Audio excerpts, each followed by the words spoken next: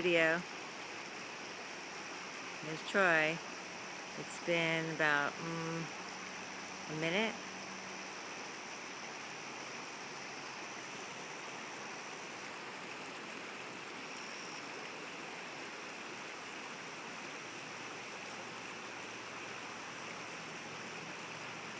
He's strong. These fish are amazing. How strong they are. I mean, he started way over here, and he had to walk and follow the salmon way over. It's across the river right now.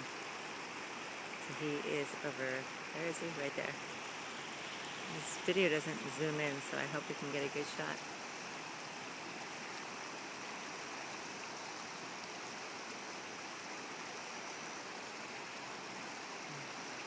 Perseverance.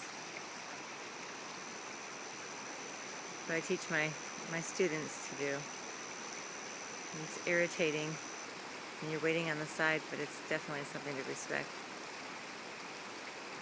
Waiting out here and going, okay. He just does not give up.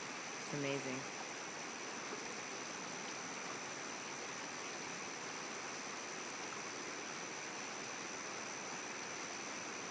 I'm going to sign off just for a minute and see if we can get some more video in a minute when he catches something. We are at 1:32.